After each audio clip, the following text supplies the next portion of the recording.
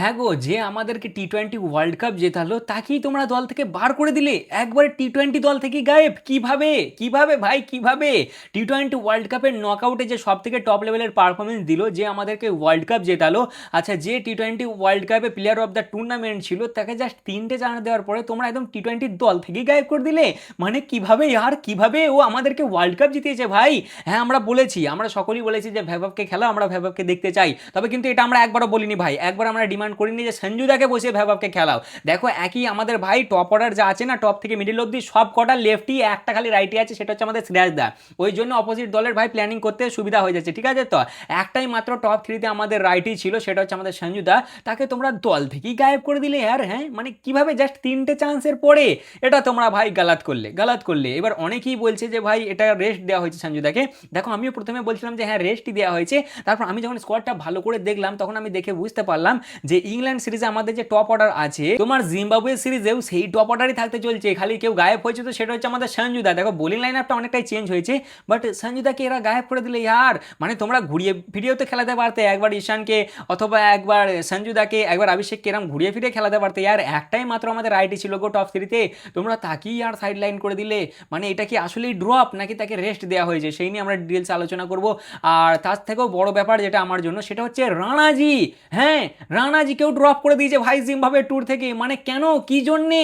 রানাজি তো অলরেডি এত রেস্ট নিয়ে এলো ভাই, মানে সে যেহেতু ইনজার্ড হয়ে গেছিলো ওই জন্যই ভাইটা রেস্টই, আমি বলছি আপাতত ইনজার্ড হয়ে গেছিলো, রেস্টই সে নিয়েছে। সেই টি-20 ওয়ার্ল্ড কাপের শুরুতে প্র্যাকটিস ম্যাচে সে ইনজার্ড হয়েছিল। টি-20 ওয়ার্ল্ড কাপ, তারপর তোমার আইপিএল গেল, এই এসে সে আয়ারল্যান্ড আর ইংল্যান্ড সিরিজে ঢুকলো, তাকে তোমরা রেস্ট দিয়ে দিলে আবার। মানে কিরকম টিম সিলেকশন তোমরা করেছো? আমাদের মেন টি-20 আই বোলার অর্শদীপ সিং নেই কো, তারপরে হচ্ছে সেখানে প্রসিদ্ধ কৃষ্ণা নেই, আমাদের লর্ড প্রসিদ্ধ, ওয়াশিংটন সুন্দর নেই, বাপু নেই। মানে কিরকম স্কোয়াড অ্যানাউন্স করেছো? দলে আবার কামব্যাক করেছে রিঙ্কুদা, যদি এটা দেখে ভালো লাগলো ভাই, মানে ছেলেটা সত্যি ডিজার্ভ করতো। আমাদের সকলের ফেভারিট রিঙ্কুদা দলে কামব্যাক করতে চলেছে, মায়াঙ্ক যাদব দলে কামব্যাক করতে চলেছে, আরও 4জন দলে নতুন চান্স পেয়েছে। আমরা আর কি সেই নিয়ে আলোচনা করব। আসলে আজ ভারত অ্যানাউন্স করেছে স্কোয়াড জিম্বাবুয়ের বিপক্ষে 3 টি-20 এর জন্য, সেটা কবে থেকে হবে, টাইম কেমন আছে, স্কোয়াড কেমন হয়েছে, ঠিক হয়েছে না ভুল হয়েছে, সেই নিয়ে আমরা ছোট করে আলোচনা করব। আর ইংল্যান্ডের বিপক্ষে আমাদের যে ওডিআই সিরিজ আছে সেটা নিয়েও ছোট কিছু আপডেট আছে, সেটাও তোমাদেরকে শেয়ার করব। তাহলে চলো আর বেশি না বকে ভাট, আজকের ভিডিওটা শুরু করা যাক। যারা চ্যানেলে নতুন আছো এখনো সাবস্ক্রাইব করোনি, অবশ্যই সাবস্ক্রাইব করে নেবে, আর যারা ফেসবুক থেকে দেখছো অবশ্যই ফলো করে নেবে। সবার প্রথমেই যদি চলে আসে আমাদের ওডিআই সিরিজের দিকে, তাহলে ওডিআই সিরিজ থেকে দুটো আপডেট আসছে ভাই। যেটা এক নম্বর হচ্ছে নীতিশ কুমার রেড্ডি রুলড আউট হয়ে গেছে। এই ভাই সাহেবকে যে কি ইঞ্জুরিতে ধরেছে রে ভাই, নীতিশ কুমার রেড্ডি ইংল্যান্ডের ওডিআই সিরিজ থেকে রুলড আউট হয়ে গেছে, আর তাকে রিপ্লেস করেছে আমাদের দুবেদা। আর এরপরেই 2 নম্বর যেটা আপডেট আসছে সেটা হচ্ছে আমাদের রোহিত শর্মা।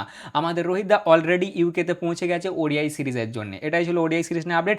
এরপরে যদি চলে আসে আমাদের টি-20 স্কোয়াডের কাছে, মানে আমি বুঝতে পারছি না যে এই আমাদের টি-20 ওয়ার্ল্ড কাপ জেতার পরে আমাদের স্কোয়াডটার সাথে হচ্ছেটাই কি, মানে করতে কি চাইছো তোমরা ইয়ার? প্রথমে আমি হালকাই নিচ্ছিলাম যে চলো ঠিক আছে ইয়ার, তারপর কিছু কিছু জিনিস দেখে মাথাটা সত্যি একটু চমকালো যে এগুলো আদৌ ঠিক করলো, মানে এগুলো দরকার ছিল আদৌ, নাকি না করলেও হতো।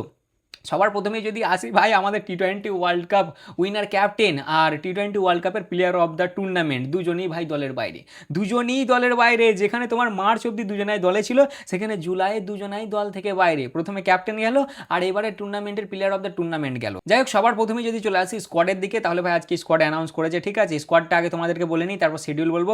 স্কোয়াড বলতে ভারত ব্যাটার নিয়ে যাচ্ছে টোটাল 5টা, যেখানে আমাদের 1 নম্বরে থাকছে আমাদের ক্যাপ্টেন শ্রেয়াস আইয়ার, 2 নম্বরে থাকছে ভৈভব, 3 নম্বরে থাকছে অভিষেক, 4 নম্বরে থাকছে তিলক দা, এবং 5 নম্বরে থাকছে রিঙ্কু সিং। এগুলি হচ্ছে আমাদের ব্যাটার। উইকেট কিপার নিয়ে যাচ্ছে ভারত দুটো, যেখানে 1 নম্বর হচ্ছে আমাদের ঈশান দা, 2 নম্বর হচ্ছে প্রভ সিমরান সিং।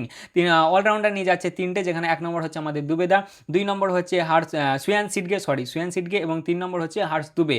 আর এরপরই বোলার নিয়ে যাচ্ছে ভারত 5টা ফাস্ট বোলার, যেখানে টোটাল বোলার নিয়ে যাচ্ছে আর কি, যেখানে 1 নম্বরে থাকছে আমাদের ভরুণ দা, 2 নম্বর হচ্ছে প্রিন্স, 3 নম্বর হচ্ছে ইয়াশ ঠাকুর, 4 নম্বর অশোক শর্মা, এবং 5 নম্বর হচ্ছে মায়াঙ্ক যাদব। এইবার যদি এই স্কোয়াডটার সাথে তুলনা করো ইংল্যান্ডের স্কোয়াডের সাথে, তাহলে এখান থেকে মানে আর কি এই স্কোয়াড থেকে আর কি 7জন তোমার ছাঁটাই হয়ে গেছে। 7জন বলতে গেলে 1 নম্বর হচ্ছে আমাদের সঞ্জুদা, 2 নম্বর হচ্ছে তোমার আমাদের রানাজি, 3 নম্বর হচ্ছে প্রসিদ্ধা, 4 নম্বরে বিষ্ণুইদা, আচ্ছা 5 নম্বরে হচ্ছে আমাদের কি বলার নামটা আর্শদীপ পাজি, 6 নম্বর হচ্ছে বিষ্ণুইদা, এবং 7 নম্বর হচ্ছে ওয়াশিংটন সুন্দর। ওয়াসিকে আগে বললাম না বলিনি। যাই হোক ভাই, 7জন ড্রপ হয়েছে, আর নতুন করে চান্স পেয়েছে 6জন, যেখানে আমাদের রিঙ্কু লর্ড রিঙ্কু দলে আবার কামব্যাক করতে চলেছে, মানে কামব্যাক করেছে আর কি, যেটা দেখে ভালো লাগলো। 2 নম্বর হচ্ছে মায়াঙ্ক যাদব দলে কামব্যাক করছে, আর এরপরেই 4 জন নতুন ডাক পেয়েছে। 1 নম্বর হচ্ছে ইয়াশ ঠাকুর, 2 নম্বর হচ্ছে অশোক শর্মা, 3 নম্বর হচ্ছে হর্ষ দুবে এবং 4 নম্বর হচ্ছে প্রভ সিমরান সিং। তা এই ছিল মোটামুটি স্কোয়াডের আপডেট। এইবার যদি চলে আসে আমরা একটু ইন ডিটেলসের দিকে, মানে আগে তোমাদেরকে ইয়েটা বলিনি, শিডিউলটা হচ্ছে ভাই আমাদের জিম্বাবুয়ের বিপক্ষে 3টে টি20 ম্যাচ হতে চলেছে। প্রথমটা হবে 23শে জুলাই, দ্বিতীয়টা হবে তোমার 25শে জুলাই, আর তৃতীয়টা হবে 26শে জুলাই। আর 3টে ম্যাচে শুরু হবে তোমার বিকেল 4:30 থেকে, হ্যাঁ বিকেল 4:30 থেকেই হবে। এইবার যদি চলে আসি ইন ডিটেলসে, তাহলে দেখো মানলাম যে আমাদের যে আছে ফার্স্ট বোলার আছে আরশদীপ পাজিকে রেস্ট দেওয়া হয়েছে, ঠিক আছে ভাই, আরশদীপ পাজির রেস্টটাও মানলাম। আচ্ছা, প্রসিদ্ধ সিরিজে খুব মার খেয়েছে, ওই জন্য প্রসিদ্ধকে সাইড করে দিয়েছে।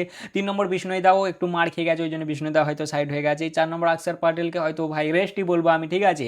এরপরে 5 নম্বর হচ্ছে ওয়াসিকেও ধরো রেস্টই বলো। 6 নম্বরে হচ্ছে তোমার রানাজিকে কি জন্য রেস্টটা দেবো ভাই, রানাজির আমার মতে বলে রেস্টের দরকার ছিল না, বাট রেস্ট দিয়ে দিয়েছে। আর এরপরে 7 নম্বরে যেটা মেন প্রশ্ন যাচ্ছে সেটা হচ্ছে আমাদের সঞ্জুদাকে নিয়ে, সঞ্জুদাকে কি আদৌ রেস্ট দেওয়ার দরকার ছিল? দেখো শকিং এখানে এটাই লাগছে যে আমাদের যে টপ অর্ডার আছে সেখানে ভাই কোনো চেঞ্জ হয়নি, মানে ইংল্যান্ড সিরিজে যে টপ অর্ডার খেলছে সেটাই সেম যাবে তোমার জিম্বাবুয়ের বিপক্ষে খেলতে, সেখানে জাস্ট একটাই চেঞ্জ হয়েছে আর সেটা হচ্ছে আমাদের সঞ্জুদা।